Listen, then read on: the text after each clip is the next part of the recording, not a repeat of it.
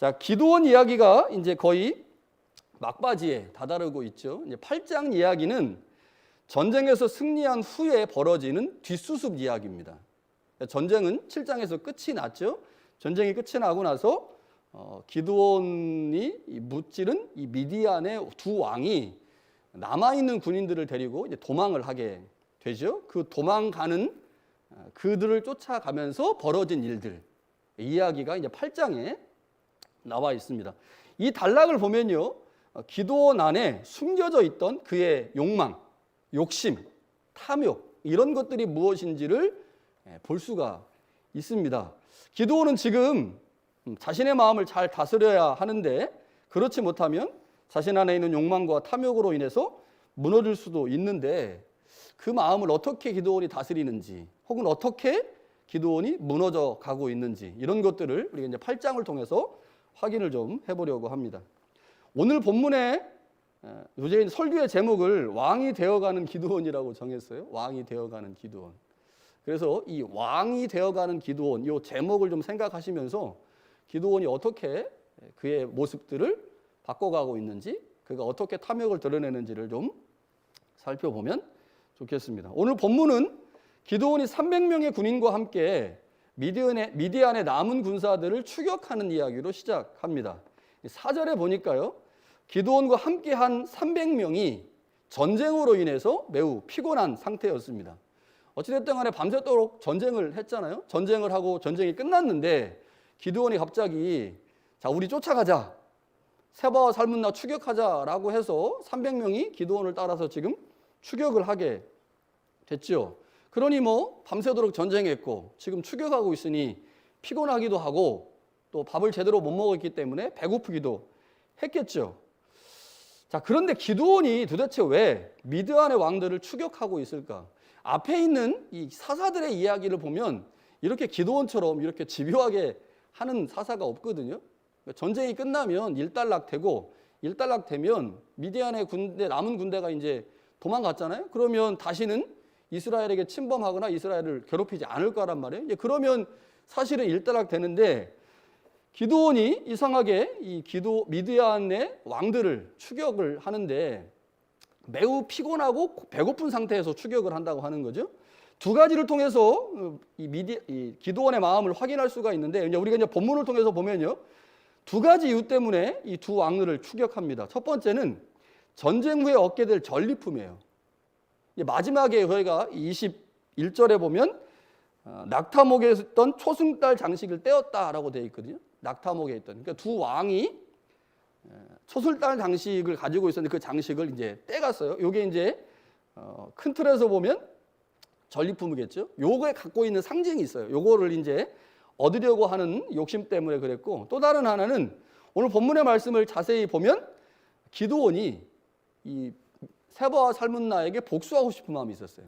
이 복수하고 싶은. 그러니까 두 가지 마음 때문이죠. 하나는 전리품을 얻고자 하는 탐욕 때문이고, 또 다른 하나는 그 두 왕에 대한 복수심 때문에 쫓아가게 됩니다. 그런데 군사를 데리고 300명을 데리고 이 세바와 살문나를 추격하는 과정에서 기드온이 엄청난 실수를 합니다.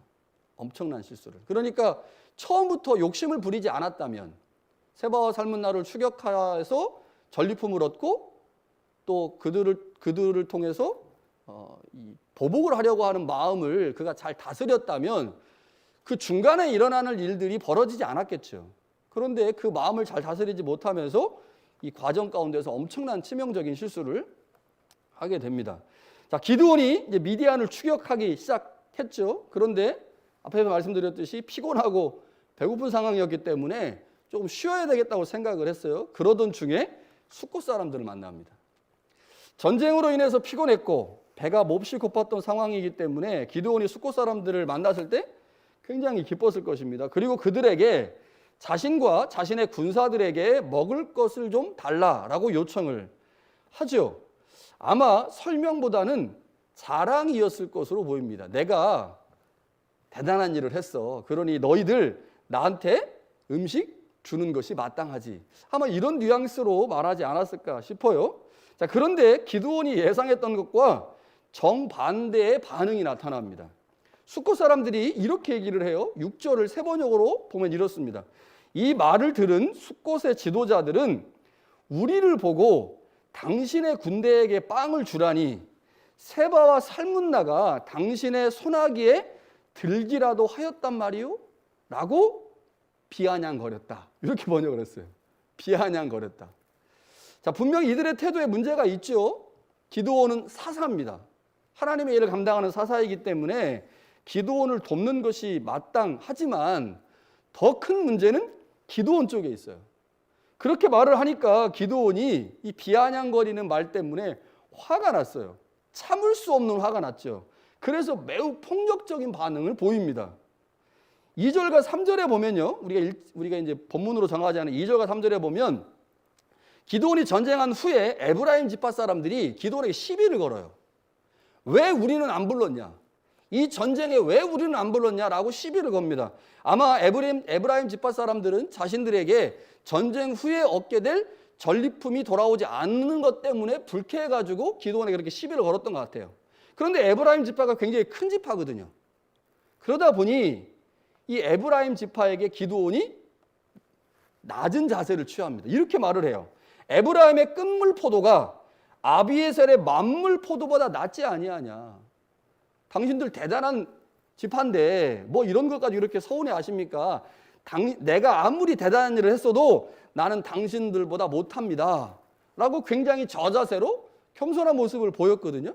그러니까 강한 세력 앞에서는 굉장히 겸손하고 비굴하기까지 한 모습을 보이는 게 기드온인데 약한 사람들 앞에서는 강자의 폭력을 행사하는 자로 나타나고 있다고 하는 거죠. 이게 이제 기드온의 모습입니다. 기드온이 뭐라고 말했냐면요. 이 숫곳 사람들을 향해서 내가 들가시와 찔레로 너희 살을 찌를 것이다. 이렇게 얘기했어요. 죽인다는 얘기죠. 실제로 죽입니다. 실제로. 자, 우리는 기드온이 숫곳 사람들과의 대화에서 그의 태도에 상당한 문제가 있다는 것을 알 수가 있는데 기드온이 한 말을 보면요. 기드온이 지금 무슨 생각을 하고 있는지를 알 수가 있습니다. 5절에 보면요. 5절에 보면 기드온이 숫곳 사람들에게 먹을 걸 요청하잖아요. 먹을 것을 요청할 때 뭐라고 말하냐면 나를 따르는 백성이 피곤하다 이렇게 말해요. 나를 따르는 백성이 피곤하다. 자, 이 표현에 집중을 해야 되는데 요 나를 따르는 백성이라고 하는 표현이 7장에 나옵니다. 7장 2절에 보면요. 하나님이 기드온에게 300명의 군사를 최종적으로 선발한 후에 그 300명의 사람을 뭐라고 말하냐면 너를 따르는 백성이다 라고 표현하세요. 너를 따르는 백성이다. 자, 그런데 이 말을, 이 문구를 원문에서 보면요. 원문에서 보면 너와 함께하는 백성입니다. 근데 우리말 성경의 번역이 마치 300명이 기드온을 따라가는, 그래서 기드온의 부하인 것처럼 번역을 했지만 히브리어 원어 성경에는요. 너와 함께하는 백성이기 때문에 이 표현에는 지도자와 부하라고 하는 개념이 성립되지 않습니다. 그러니까 기드온이 있고 기드온과 동등한 자격을 갖고 있는 300명의 사람을 하나님께서 기드온에게 붙이신 거죠. 이렇게 표현되어 있는데 우리말 성경은 번역할 때 조금 이제 잘못 번역을 했어요. 자, 그런데 이 표현이 8장에도 보면 똑같이 나옵니다. 8장 4절에 보면요. 사사기를 기록한 역사가가 있을 거 아니에요? 이 사사기를 기록한 역사가가 똑같이 표현해요. 기드온과 함께한 자 이렇게 표현합니다. 자, 여기 7장 2절에서 하나님이 말씀하시는 거니나 8장 4절에서 역사가가 기록한 요 문구에는 중요한 전치사가 나와요. 그 전치사가 에트라고 하는 전치사인데 이 에트라고 하는 전치사는 함께라고 하는 뜻입니다.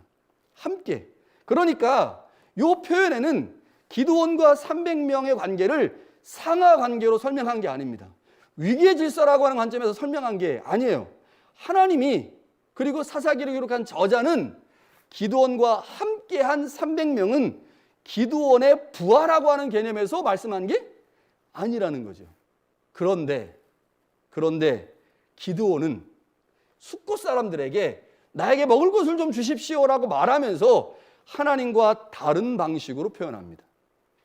어떻게 표현할까요? 우리말 성경에는요. 나를 따르는 백성이라고 되어 있어요. 그래서 이게 하나님이 말씀하신 거나 역사가를 기록한 저자의 말과 비슷하다고 생각을 하지만 히브리어 원어에서 보면 완전히 다릅니다. 히브리어 원어에서요, 나를 따르는 백성은 어떻게 표현되어 있냐면 내 발 아래에 있는 백성입니다.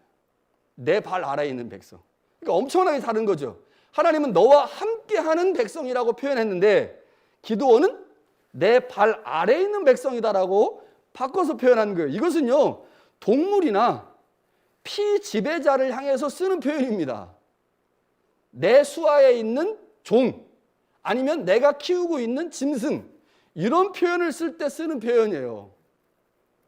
그러니까 하나님은 기드온에게 300명의 군사를 너와 함께하는 사람이라고 말을 했는데 기드온은 전쟁에서 승리하고 나니까요, 자신의 위치가 매우 높아졌다고 생각을 하고 다른 사람들을 모두 어떻게 하는 거예요?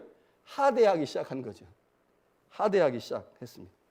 자, 이 표현을 통해서 우리는 기드온이 숫곳 사람들을 어떤 방식으로 대했는지, 그리고 기드온의 말투가 어떠했을지를 충분히 짐작할 수 있습니다. 숫곳 사람들의 박대, 기드온이 참을 수 없는 모멸감을 당하고 그곳에서 나왔어요. 그리고 나서 분우엘이라고 하는 곳으로 올라갔습니다. 분우엘은 분이엘이라고 불리는 성읍인데 야곱이 하나님의 천사와 씨름했던 장소입니다. 우리한테 매우 익숙한 장소죠. 기드온은 그들에게도 숫곳 사람들에게 했던 것과 동일한 것을 요청을 했죠. 그랬더니 분우엘 사람들도 숫곳 사람들과 똑같이 말하는 거예요.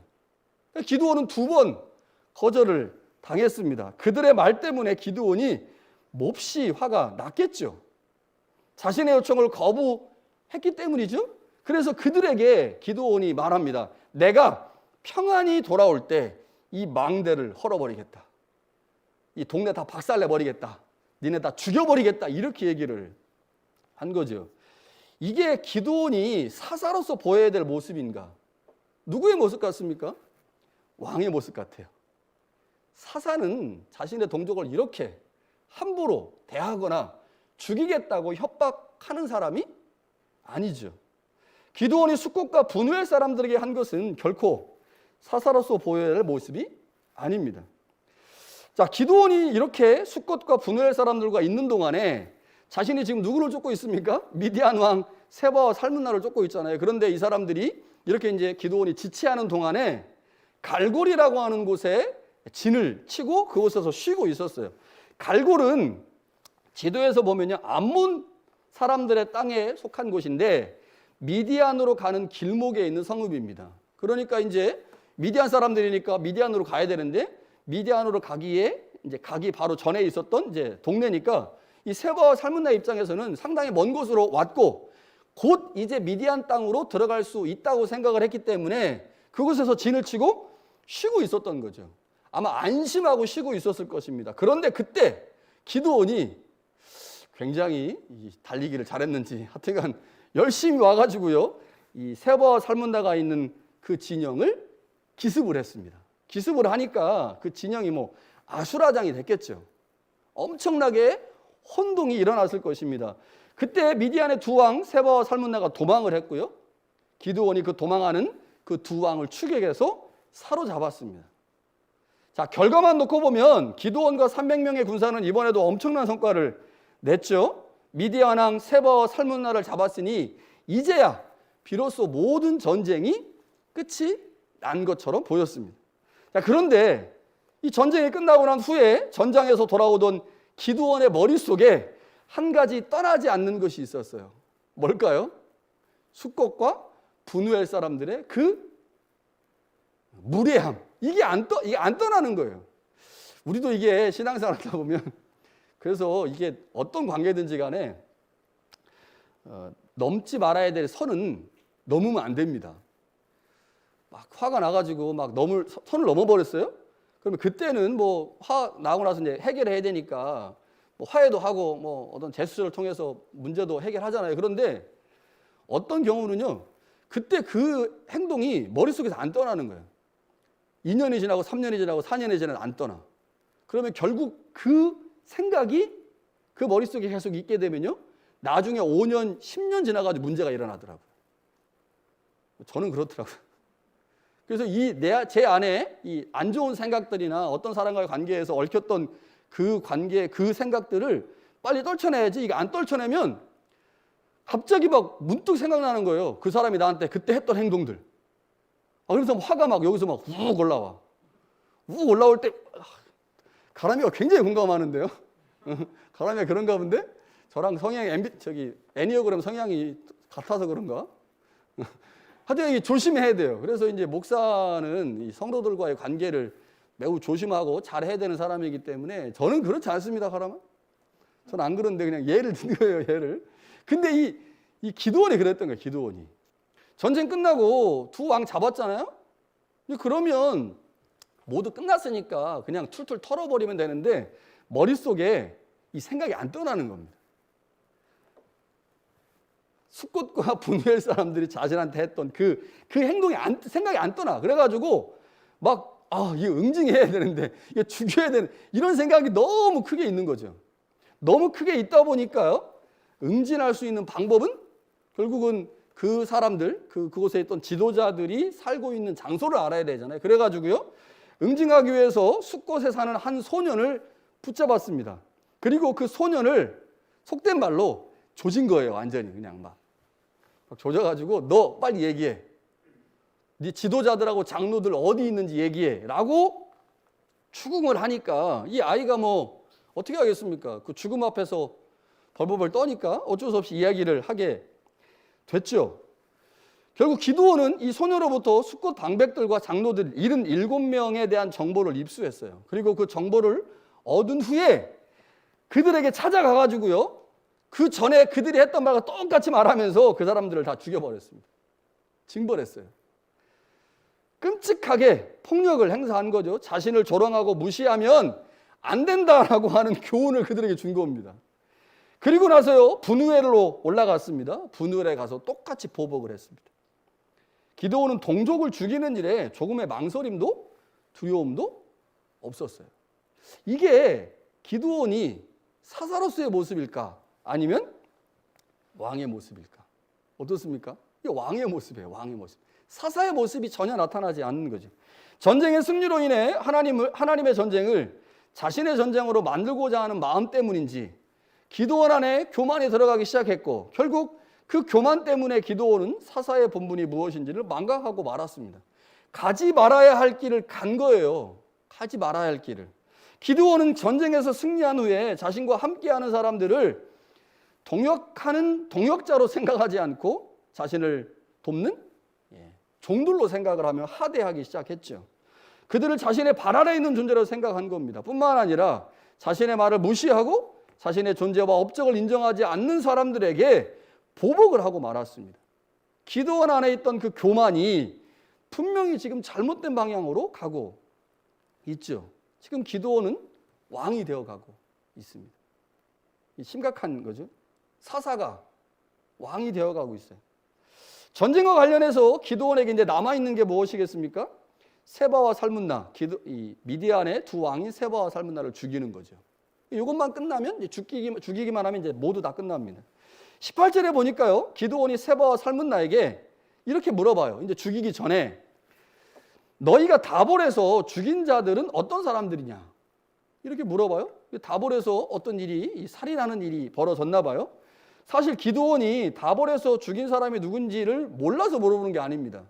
누구를 죽였는지 이 다볼에서 이 세바와 살문나가 죽인 게 누군지를 알고 있어요. 19절에 보니까 죽임을 당한 사람들이 자신의 형제이고 자신의 어머니의 아들들이라고 말을 하죠. 그리고 말하기를 여호와의 살아계심을 두고 맹세하는데 너희가 그들을 살려 주기만 했어도 내가 너희를 죽이지 않았을 거다라고 얘기를 하죠. 자, 그러니까 이 말을 보면 기드온이 세바와 살문나를 끝까지 추격한 이유가 무엇인지를 알 수가 있는 거죠.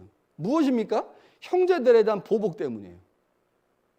그러니까 하나님의 전쟁이라고 우리가 말할 수 없는, 기드온이 하나님의 전쟁을 자신의 전쟁으로 탈취했다라고 말할 수밖에 없는 것들이 이런 곳에서 나타나게 되는 거죠. 기드온은 권력과 재물에 대한 탐욕, 그리고 원수를 갖고자 하는 마음 때문에 세바와 살문나를 추격한 겁니다. 기드온은 하나님의 전쟁을 자신의 복수를 위한 전쟁으로 만들어 버린 거죠. 이게 굉장히 큰 문제죠. 이 공적인 사람, 그래서 저같이 이제 목사 같은 사람이 설교를 자신의 그 화풀이나 누군가를 공격하기 위한 대상으로 이 설교를 삼으면 안 됩니다. 그러니까 저는 지금까지 제가 마음에 양심을 걸고 그렇게 설교를 사용하지 않았고 그렇게 사용하면 안 된다고 생각을 했어요. 그런데 한 3년 전에 어떤 성도가 그렇게 해가지고 교회를 떠났어요. 3년 전에 어떤 성도가. 근데 그때 제가 지금 좀 아쉬운 게 그 사람을 좀 붙잡고 얘기를 했어야 되는데 라는 생각이 들어요. 근데 그 사람을 붙잡고 얘기를 못 했어요. 왜냐하면 어떤 성도님한테 그 사람이 자기 상황을 얘기했는데 저를 모르게 해달라고 얘기를 했다는 거예요. 모르게. 그리고 모르게 해달라고 얘기하는데 제가 어떻게 전화해가지고 저 때문에 시험 들었죠. 이렇게 말할 수 있겠어요. 그래가지고 그 사람하고 전화통화 제대로 한번 못 해보고 교회를 떠나버렸어요. 근데 그 사람이 오해했던 게 뭐냐면 설교 시간에 설교를 통해서 자기 자신을 깠다고 생각하는 거예요. 저는 설교할 때 그 사람이 머릿속에 있지도 않았거든요. 그 사람을 전혀 생각하지도 않고 염두에 두지도 않고 설교를 했는데 그 사람은 자기를 비난하고 자기를 욕하기 위해서 설교를 사용했다고 들은 거예요. 그리고 시험 들은 거예요. 그 교회를 떠났어요. 굉장히 그때 하여튼 마음이 좀 아팠는데 기도원이 지금 그렇게 하고 있는 거죠. 이게 전쟁이 하나님의 전쟁이지 않습니까? 하나님께서 자신의 구원자 되심을 드러내기 위해서 자신이 하나님께서 이스라엘의 왕이라는 사실을 드러내기 위해서 이 전쟁을 하라고 말씀하셨는데 기드온은 자신의 욕심과 욕망 때문에 하나님의 전쟁을 자신의 전쟁으로 만들어 버린 거죠. 그리고 나서 그 전쟁이 끝난 후에 점점점 권력과 재물과 탐욕 때문에 왕이 되어가는 모습을 보이고 있습니다. 그 완전히 실패한 사사로 전락해 가고 있는 거죠. 자, 그런데 여기서요, 기드온의 질문에 대한 세바와 살문나의 답변이 굉장히 중요합니다. 이 왕이 되어가는 기드온의 관점에서 볼 때. 자, 기드온에게 그들이 이렇게 말해요. 그들이 내가 죽인 사람, 내가 죽인 그 사람들이 어떤 모양이었냐면 너와 같아서 하나같이 다 왕자들 같았다. 이렇게 얘기해요. 그러니까 기드온이 죽인 이 세바와 살문나가 죽인 사람이 기드온의 형제들이잖아요. 근데 그 형제들의 모양이 어땠냐? 왕자들 같았다. 그 왕자들이 도대체 어떻게 생겨 왕자들입니까? 그럼 저는 왕자같이 생겼습니까? 아니면 종처럼 생겼습니까? 뭐 보고 알았을까요? 옷 보고 알았겠죠. 옷 보고. 아니, 얼굴 보고 어떻게 정민이는 왕자상, 정수는 종상 이렇게 얘기할 수 있겠어요? 이게 말이 안 되잖아요. 옷을 보니까 정수는 얼굴은 종상인데 왕자네? 정민이는 얼굴은 왕자상인데 옷 입은 거 보니까 종이네? 뭐 이렇게 어땠을까요? 잘 몰라요. 어떻게 됐는지. 상황은 잘 모르지만 분명히 옷 때문에 그렇게 된 것 같아요. 자, 이 말을 통해서 우리가 뭐를 알 수가 있느냐? 세바와 살문나가 볼 때 기드온은 왕의 아들들의 모습과 같았다는 거예요. 이게 굉장히 우리한테 주는 중요한 메시지가 있는 거죠. 이미 기드온과 기드온의 가문이 왕족처럼 살고 있었다는 말입니다. 기드온의 아버지는 종교적으로 상당한 영향력이 있었던 사람이죠. 그리고 물질의 부유함도 있었습니다. 그렇기 때문에 기드온이 그렇게 살 수 있었던 거죠. 그런데다가 기드온이 전쟁을 통해서 상당한 명예와 권력을 얻게 된다면 기드온이 스스로 자신이 왕이 될 수 있다. 혹은 나는 왕과 같은 존재일 수 있다라고 생각했겠죠. 그러니까 이 세바와 살문나의 입을 통해서 기드온의 모습을 묘사해주고 있는 것은 결국 기드온이 어떤 생각을 갖고 살고 있는지, 지금 어떤 생각을 갖고 있는지를 단적으로 보여주는 거죠. 기드온은요, 세바와 살문나를 죽일 때 자신이 직접 죽이지 않으려고 했습니다. 결국은 자신이 죽였지만 아들 여델에게 맡기려고 했어요. 그 여델이라고 하는 사람이 아직 어리기 때문에 두려움이 많아서 그 일을 실행하지 못했는데, 그러면 기드온이 도대체 여델에게 왜 그 일을 맡기려고 했을까? 대략 두 가지 정도 이유 때문일 것입니다. 첫 번째는 장자 여델을 후계자로 생각하고 있었어요. 여러분, 사사는 절대로 대물림할 수 없습니다. 사사는 대물림하는 직업이 아니에요. 목사도 대물림하는 직업이 아니죠.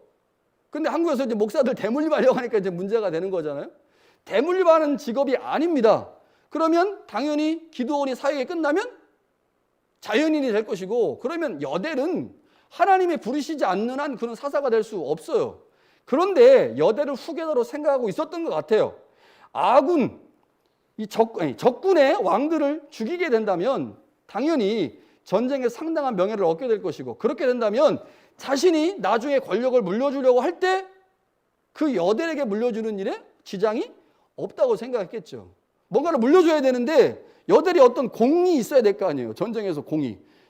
적군의 왕들을 죽였다. 내 아들이 죽였다. 대단하지 않냐? 그러니까 네가 내 무엇을 가져도 되지, 이렇게 생각을 했다는 거죠. 두 번째는요, 세바와 살문나를 불명예스럽게 죽임으로 그들에게 최대한 모욕을 주기 위함입니다. 모욕을 주려고 했던 것 같아요. 21절에 세바와 살문나가 기드온에게 이렇게 말해요. 내가 일어나 우리를 치라. 네가 우리를 죽여야 된다. 사람이 어떠하면 그 힘도 그렇다. 야, 네가 장수니까 장수가 장수를 죽여야지 어떻게 아들한테 죽이려고 하냐. 이건 우리한테 굉장히 수치스러운 일이다. 불명예스러운 일이라고 하면서 부탁을 하죠. 결국 기드온이 죽였습니다. 기드온이 용사라면 그 힘도 용사처럼 강할 것이니 용사답게 죽여달라라고 얘기한 거죠. 아무리 적군의 왕이라 할지라도 그에 대한 일말의 존중은 필요한 거죠. 그러니까 지금 어떻습니까? 기드온이 점점점 야비해져 가는 거예요. 야비해져 가는 거. 굉장히 안 좋게 지금 흘러가고 있는 거죠. 기드온은 두 왕을 죽인 후에 그들의 낙타목에 있던 초승달 장식을 떼어서 가져갔습니다. 이게 중요해요. 기드온이 취한 이 장신구는 왕의 말이나 낙타에 매다는 겁니다. 왕이기 때문에 갖고 있었던 거예요. 승리한 쪽에서 패전한 쪽에 전리품을 취하는 것은 자연스러운 행위일 수 있죠. 그런데 기드온이 낙타목에 있던 초승달 장식을 떼어갔다라고 하는 것을 역사가 굳이 기록을 한 이유는 기드온이 지금 스스로 왕이 되어가고 있다라고 하는 것을 우리 가운데 지금 보여주고 있다고 하는 거죠. 이제 기드온은 빠져나오지 못할 길로 접어들었습니다. 사사의 자리에서 왕의 자리로 옮겨가고 있습니다. 하나님께서 부여하신 직분을 거부하고 자신이 원하는 대로 살고자 한 거죠. 이게 우리 금요일 날 보았지만 이게 바로 육체의 정욕대로 사는 겁니다. 하나님이 원하시는 방식대로 살지 않고 내가 원하는 방식대로, 내가 하고 싶은 대로 살아가는 것. 이것이 바로 육체의 정욕대로 사는 것인데, 하나님의 부르심을 받은 사사 기드온이 자신의 욕심을 통제하지 못해서 그렇게 지금 돼가고 있는 거죠. 하나님의 전쟁을 자신의 전쟁으로 만들어서 주인공이 되려고 하더니 이제는 이스라엘 백성들 앞에 왕이 되어가고 있는 거죠. 이게 뭐가 문제겠습니까? 이스라엘 백성들의 왕은 누구예요? 하나님이거든요. 그런데 기드온이 자신이 왕이 되어가고 있다고 하는 것은 하나님의 자리를 지금 빼앗으려고 하고 있다고 하는 거죠. 이래서 문제가 되는 겁니다. 우리는 종종 성경을 위인전으로 읽으려고 하는 경향을 갖고 있어요. 위인전으로.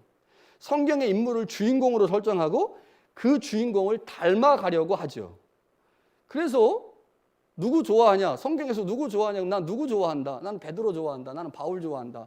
나는 다윗 좋아한다. 그러면서 이제 아들의 이름을 그렇게 지기도 하고 또 그런 삶을 추구하기도 하죠. 자, 그런데 그때 종종 그들의 단점은 감추어지고 장점만 부각돼요. 위인이니까 당연히 장점은 드러내고 단점은 감추겠죠. 어떤 경우에는요, 성경에 나타나는 인물을 미화시키기도 합니다. 미화된 성경의 인물을 존경하고 그가 하나님의 뜻을 온전하게 대변하는 사람이라고 생각을 하죠. 그래서 닮으려고 애를 씁니다. 그와 같이 살려고 애를 쓰죠. 그런데요, 우리가 성경에 보고 있는 많은 인물들 중에 상당히 많이 미화되고 상당히 많이 왜곡된 사람 중에 한 사람, 그래서 우리가 지금까지 열심히 존경했던 사람 중에 한 사람이 기드온이 아닌가, 이런 생각이 듭니다. 사실 기드온에 관해서 우리가 자세히 살펴보기 전까지 기드온은 막연하게 그냥 어떤 분이었어요? 훌륭한 사사. 훌륭한 사사. 기드온과 300용사. 우리도 기드온처럼 돼야지. 이렇게 생각을 했던 사람이죠. 그런데 보니까 그렇지 않은 사람. 그럼 왜 도대체 기드온이 이렇게 됐을까? 제가 이제 집사람한테 가끔 설교 이야기를 미리 해요.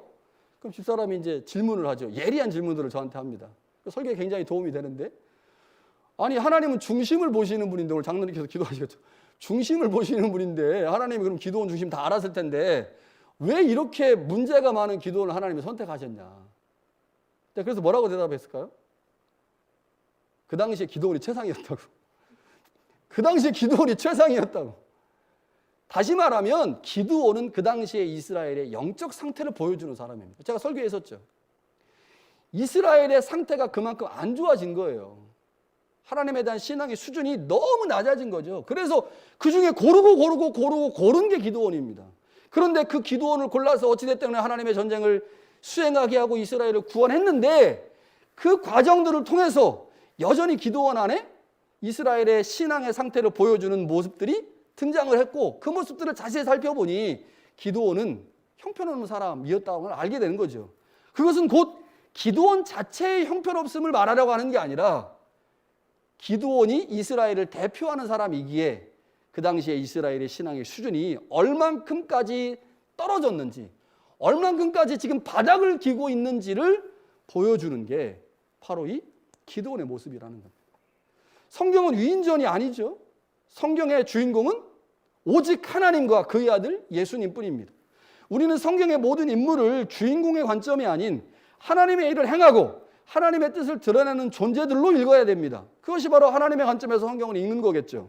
기드온은 분명 하나님의 일을 감당하는 사사였으나 그의 사사로운 욕심으로 인해 그의 마음을 제대로 통제하지 못했고 결국 타락의 길로 접어들고 말았습니다. 기드온은 하나님이 왕이 되어야 하는 현장에서 마치 자신이 왕인 것처럼 그렇게 행동을 하고 말았습니다.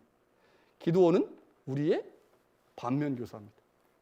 기드온이 왜 실패했는지 그 사실을 기억하는 것만으로도 기드온과 같은 신앙의 실수를 범하지 않을 수 있겠죠. 그런데 더 중요한 게 뭐예요? 기드온은 그 당시에 신앙의 수준을 보여주는 사람이라고 하는 것입니다. 여러분, 저의 신앙의 영적 수준 뭐와 함께 가겠습니까? 우리 교회 새순교회 성도들은 엉터리인데 목사님만 대단해. 가능할까요? 아니요, 가능하지 않습니다. 저의 신앙의 수준은요, 여러분의 신앙의 수준과 같이 가는 거예요. 저의 신앙의 수준이 여러분의 수준과 여러분의 수준이 저의 신앙과 같이 가는 겁니다. 내 신앙만 특별하고 그래서 나만 대단히 하나님 앞에 영광을 돌릴 것 같이 생각하시면 안 됩니다. 나의 신앙은 누구의 신앙과 같이 가요? 수준과? 내 옆에 있는 지체의 수준과 같이 가는 겁니다. 그게 공동체예요. 그게 공동체. 나만 하나님 앞에 잘해가지고 나만 복받고 나만 뭔가 귀한 대접을 받으면 된다고 생각하는 거, 그거 잘못된 생각입니다. 기드온과 이스라엘의 관계 안에서 우리는 그것들을 볼 수가 있는 거죠. 여러분, 기드온의 이야기가 이제 마무리되어 가면서요, 오늘 기드온의 모습을 보면서 우리의 마음을 한번 생각해 보게 됩니다. 우리의 마음은 언제나 탐욕과 복수에 노출되기 쉽죠. 나에게 감히 네가 그럴 수가 있어? 내가 누군데 감히 나한테 그럴 수 있어라고 하면서 그거 아까 말씀드린 것처럼 머릿속에 계속 담아두고 언젠가는 내가 복수해야지, 언젠가는 내가 안 갚음해야지, 이렇게 생각하는 게 우리의 마음입니다. 이거 잘못된 거잖아요. 근데 그렇게 하고 싶은 마음이 우리 안에 굴뚝 같아요. 악한 인간의 본성이 우리 가운데 있죠. 그런 것들을 사단이 계속해서 우리 가운데 공격하고 탐욕과 복수로 우리를 계속해서 공격하면 우리의 마음이 쉽게 무너집니다. 그렇게 약해요. 우리의 마음이. 강한 것 같지만 지금은 절대로 그렇지 않을 거라고, 나는 죽을 때까지 그렇지 않을 거라고 생각하지만 5년 지나보세요. 금방 바뀝니다. 마음. 나는 평생 너를 믿을 거야. 내가 너 알잖아? 내가 너 정말 끝까지 지지해 줄 거야. 1년 지나가 보세요. 내가 언제 그래라는 듯이 배신하죠. 이게 우리의 마음입니다. 우리의 마음은 언제나 나 중심적으로 살고자 하는 마음이 너무 강해요. 내가 최고여야 되고 내 중심으로 살아야 돼요. 나의 안정을 보장받으려고 하는 강한 욕망이 우리 안에 언제든지 있습니다. 이게 타락한 인간의 본성 아니겠습니까?